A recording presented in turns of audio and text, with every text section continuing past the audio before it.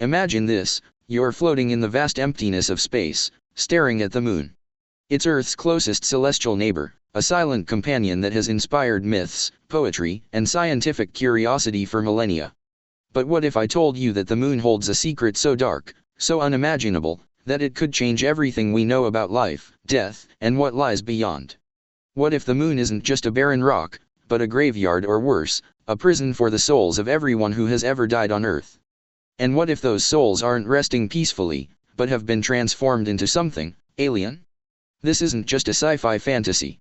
Today, we're diving into a chilling theory that suggests the moon is home to an extraterrestrial civilization, one made up of the deceased from Earth.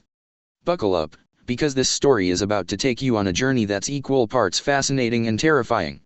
Our story begins with an astronaut, let's call him Commander Alex Carter, on a routine mission to the moon. The year is 2045, and humanity has established a small lunar base for research and exploration. Alex is a seasoned astronaut, a man of science who has spent his life exploring the unknown. But nothing could have prepared him for what he was about to discover. During a solo expedition to a previously unexplored crater, Alex's equipment picks up strange energy signatures. At first, he assumes it's a glitch, maybe a solar flare interfering with his instruments. But as he gets closer, the readings grow stronger, and he begins to notice something off. The crater's surface is unnaturally smooth, almost as if it's been artificially altered. And then, he sees it, a faint, pulsating light emanating from deep within the crater. Curiosity gets the better of him, and Alex decides to investigate. As he descends into the crater, the light grows brighter, and he starts to hear something, a low, rhythmic hum that seems to vibrate through his entire body. It's not coming from his equipment, it's coming from the moon itself. Suddenly, his radio crackles to life. But it's not mission control. The voice on the other end is distorted, almost mechanical, and it's speaking in a language Alex doesn't understand. Before he can react, the ground beneath him gives way, and he's plunged into darkness. When Alex regains consciousness, he finds himself in a vast, cavernous chamber. The walls are lined with a strange, glowing material that pulses in time with the hum he heard earlier. And then, he sees them, figures, humanoid in shape but eerily translucent, moving toward him. They don't walk, they float, as if gravity doesn't apply to them. Their faces are familiar, yet alien, like distorted reflections of people he's known. And then it hits him: these aren't just any beings. They're the dead. Every person who has ever lived and died on Earth is here, transformed into these otherworldly creatures. But how? And why? As Alex struggles to process what he's seeing, one of the beings approaches him. It doesn't speak, but somehow, Alex understands. These beings are the souls of the deceased, trapped on the moon by an ancient, extraterrestrial force. They're not here by choice, they've been harvested, their essence extracted and repurposed into this new form. The moon, it seems, is not a natural satellite, but a kind of cosmic prison, designed to contain the souls of the dead. And now, Alex has stumbled upon their secret. But the question remains, what do they want with him? And more importantly, can he escape before he becomes one of them? This is just the beginning of a story that blurs the line between science fiction and reality. Theories about the moon being an artificial structure have been around for decades, with some scientists and conspiracy theorists alike suggesting that its origins are far more mysterious than we've been led to believe. But the idea that it could be a repository for the souls of the dead takes this theory to a whole new level. Could there be any truth to this chilling possibility? Or is it just the product of an overactive imagination? To answer these questions, we need to dive deeper into the science, the history, and the myths that surround the moon. So, let's continue this journey and explore the evidence or lack thereof behind this spine-tingling theory. As Alex stands frozen in the cavern, surrounded by the ghostly figures, his mind races. How could this be possible? The idea that the moon is a repository for the souls of the dead sounds like something straight out of a horror movie, but the evidence is right in front of him. The beings don't seem hostile, at least not yet. They simply watch him, their translucent forms shimmering in the dim light. Alex's training kicks in, and he begins to assess his situation. His oxygen levels are stable, his suit is intact, and his communication equipment is still functional, though it's clear that whatever is generating the hum is interfering with his signals. He needs to find a way out, but he also can't ignore the opportunity to learn more about this bizarre phenomenon. As he moves cautiously through the chamber, Alex notices something etched into the walls. It's writing, but not in any language he recognizes. The symbols are intricate, almost organic in their design, and they seem to glow faintly, as if responding to the presence of the beings. Could this be a message? A warning? Or perhaps a record of how these souls came to be here? Alex's mind drifts to the ancient myths and legends about the moon. Across cultures, the moon has often been associated with death and the afterlife. In Greek mythology, the moon goddess Selene was said to guide the souls of the dead to the underworld. In some Native American traditions, the moon is seen as a place where spirits reside. Even in modern times, the moon has been a symbol of mystery and the unknown. Could these myths have been based on some long-forgotten truth? Alex's thoughts are interrupted by a sudden shift in the chamber. The hum grows louder, and the glowing walls begin to pulse more rapidly. The beings around him start to move, not toward him, but in unison, as if they're part of some larger, coordinated effort. Alex realizes that he's not just an observer here, he's been brought here for a reason. But what? Is he meant to join them? Or is he being used as a messenger, a way for these beings to communicate with the living? The idea sends a chill down his spine. If these beings are indeed the souls of the dead, what could they possibly want to tell humanity? And more importantly, would anyone believe him if he managed to return to Earth with this knowledge? As Alex contemplates his next move, he notices a faint light at the far end of the chamber. It's different from the glow of the walls, brighter, more focused. Could it be an exit? He decides to take the risk and heads toward it, the ghostly figures parting silently to let him pass. As he gets closer, he realizes that the light is coming from a tunnel, one that seems to lead deeper into the moon. The walls of the tunnel are lined with the same strange symbols, but here they're accompanied by images, depictions of Earth, the moon, and what appear to be celestial events. Alex's heart races as he begins to piece together what he's seeing. The images tell a story, one that suggests the moon was not always a barren rock. According to the symbols, the moon was once a thriving world, home to an advanced civilization. But something happened, a cataclysm, perhaps that wiped out its inhabitants. In their final moments, they used their technology to preserve their essence, transforming themselves into the beings Alex now sees. But why did they choose the moon? And why are the souls of Earth's dead now part of this strange collective? The deeper Alex goes, the more questions arise. The tunnel eventually opens into another chamber, this one even larger than the first. At its center is a massive structure, unlike anything Alex has ever seen. It's a machine, or perhaps an altar, covered in the same glowing symbols. The beings gather around it, their forms flickering like candle flames. Alex realizes that this is the source of the hum, the energy that's been pulsing through the moon. But what is its purpose? Is it keeping the souls trapped here? Or is it somehow sustaining them? As Alex approaches the structure, he feels a strange pull, as if the machine is calling to him. He knows he shouldn't get too close, but he can't help himself. He reaches out, and as his gloved hand touches the surface, the chamber is flooded with light. In that moment, Alex's mind is overwhelmed with visions. He sees the history of the moon, not as a lifeless satellite, but as a vibrant world teeming with life. He sees the cataclysm that destroyed it, and the desperate measures its inhabitants took to survive. And then he sees Earth, not as it is now, but as it was millions of years ago. The connection between the two worlds is undeniable. The moon's inhabitants had been observing Earth for eons, studying its life forms, its evolution. And when they faced extinction, they found a way to preserve their essence by linking it to Earth's life force. In doing so, they created a symbiotic relationship between the two worlds, one that continues to this day. But at what cost? Are the souls of Earth's dead being harvested to sustain this ancient civilization? Or is there a deeper, more benevolent purpose to this connection? Alex's vision fades, and he finds himself back in the chamber, the machine's light dimming to a soft glow. The beings around him seem to be waiting, as if expecting him to do something. But what? He's just one man, an astronaut who stumbled upon a secret that could change everything. As he struggles to make sense of it all, he realizes that he may never fully understand what's happening here. But one thing is clear, the moon is not what it seems. It's not just a rock in the sky, it's a gateway, a bridge between life and death, between Earth and the stars. And now that Alex has seen the truth, he can't unsee it. But can he escape with this knowledge? And if he does, what will he do with it? This is where the story takes a darker turn. The idea that the moon could be a repository for the souls of the dead is not just a fantastical notion, it's a concept that challenges our understanding of life, death, and the universe itself. But is there any scientific basis for such a theory? Or is it simply the product of our collective imagination? To answer these questions, we need to explore the science behind the moon's origins, the nature of consciousness, and the possibility of extraterrestrial life. So, let's dive deeper into the evidence and the mysteries that surround this chilling theory. As Alex stands in the chamber, grappling with the enormity of what he's discovered, he realizes that the implications of this revelation extend far beyond his own survival. If the moon is indeed a repository for the souls of the dead, it raises profound questions about the nature of existence, the afterlife, and humanity's place in the cosmos.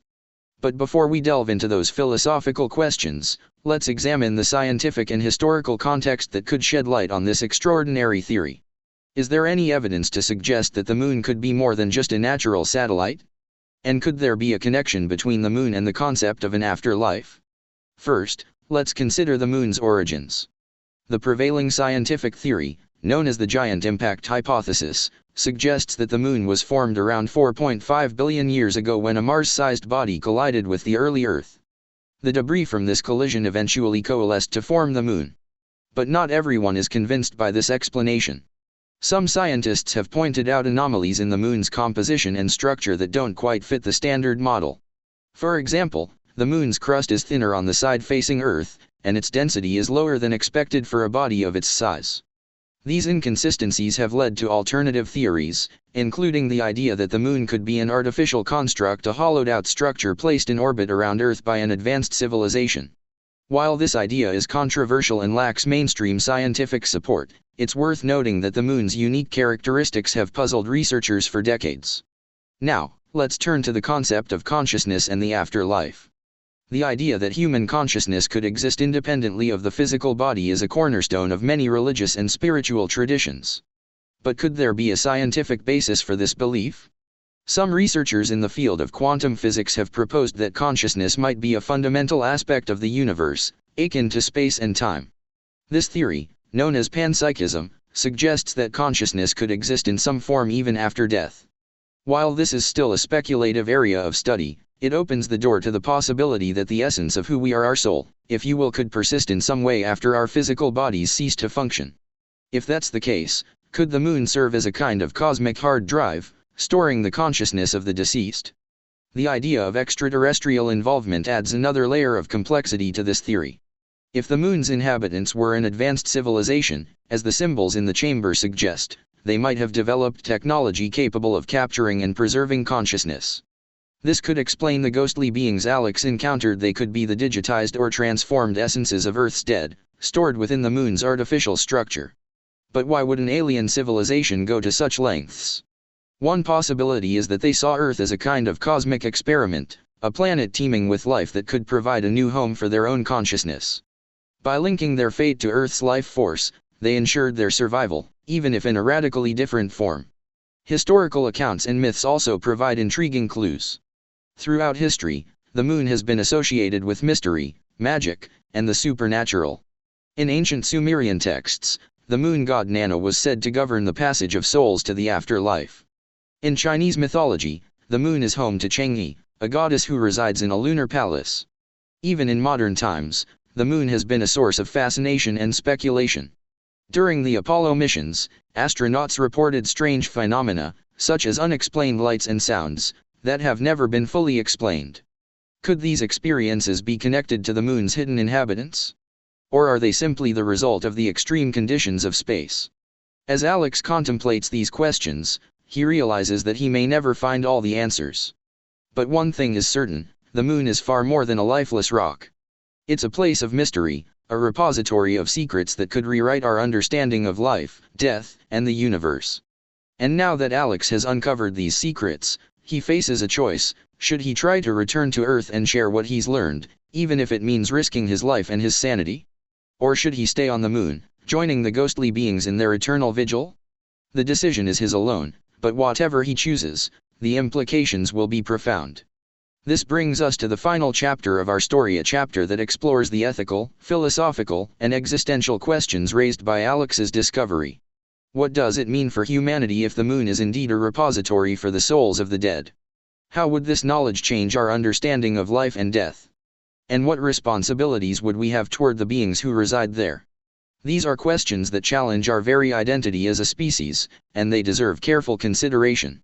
So, let's delve into the final section of this extraordinary tale and explore the implications of a moon inhabited by the souls of the dead. As Alex stands at the crossroads of his unimaginable discovery, the weight of his decision presses down on him like the gravity of a collapsing star. Should he return to Earth with the truth, knowing it could shatter humanity's understanding of existence? Or should he remain on the moon, joining the spectral beings who seem to exist in a state between life and death? The choice is not just about his survival, it's about the future of humanity and our place in the cosmos. But before we explore Alex's decision, let's consider the broader implications of this revelation. What would it mean for humanity if the moon were indeed a cosmic graveyard, a place where the souls of the dead are transformed into alien beings? First, let's consider the ethical implications. If the moon is a repository for the souls of the dead, do we have a moral obligation to protect it? For centuries, humanity has treated the moon as a resource, a place to mine for minerals, a staging ground for space exploration, or even a potential colony. But if the moon is home to the essence of every person who has ever lived, exploiting it would be tantamount to desecrating a cemetery on an unimaginable scale. This raises difficult questions about our responsibilities as a species. Should we abandon plans for lunar colonization or resource extraction out of respect for the beings who reside there?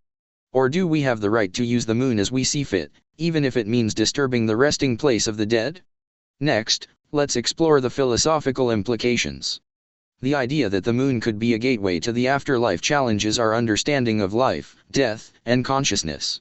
If the souls of the dead are not extinguished but transformed into alien beings, what does that mean for our concept of the self? Are we more than just our physical bodies? And if so, what happens to our identity when we transition to this new form? These questions touch on the very nature of existence and could force us to rethink our place in the universe. For centuries, humanity has sought answers to the mysteries of life and death. Could the moon hold the key to those answers? The scientific implications are equally profound. If the moon is an artificial structure designed to store consciousness, it would represent a level of technological advancement far beyond anything humanity has achieved. Studying the moon's hidden mechanisms could revolutionize our understanding of physics, engineering, and biology. It could also provide insights into the nature of consciousness itself, a mystery that has eluded scientists for centuries. But with this knowledge comes great responsibility. How do we ensure that such powerful technology is used ethically and responsibly? And what happens if this knowledge falls into the wrong hands? Finally, let's consider the existential implications.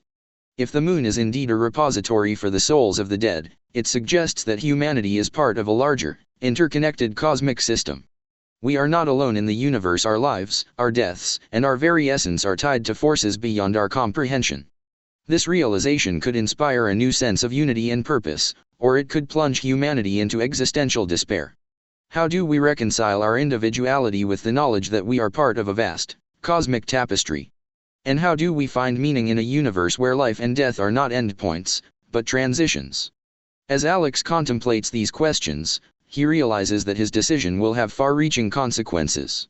If he returns to Earth with the truth, he risks unleashing chaos. How would humanity react to the knowledge that the moon is a cosmic graveyard? Would it bring us together, or tear us apart? And if he chooses to stay on the moon, what happens to the people he leaves behind?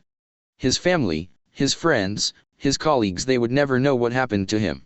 They would be left with only questions, haunted by the mystery of his disappearance. In the end, Alex makes his choice. He decides to return to Earth, not just to share the truth, but to ensure that humanity confronts it with wisdom and compassion. He knows the road ahead will be difficult, but he also believes that humanity is capable of rising to the challenge. As he ascends from the lunar chamber, the ghostly beings watch him go, their translucent forms flickering like distant stars. They do not try to stop him. Perhaps they understand that the time has come for humanity to know the truth. As Alex's spacecraft lifts off from the lunar surface, he looks back at the moon one last time. It no longer seems like a cold, lifeless rock. It is a place of mystery, a bridge between worlds, a testament to the enduring connection between life and death, Earth, and the cosmos. And as he journeys back to Earth, he carries with him a message that will change humanity forever. So, what do you think? If the moon were a repository for the souls of the dead, how would you want humanity to respond? Should we protect it as a sacred place, or explore it in search of answers? And what does this theory tell us about our own lives, our own mortality, and our place in the universe? These are questions that may never have easy answers, but they are questions worth asking. Because in the end, it's not just about the moon, it's about who we are, and who we might become.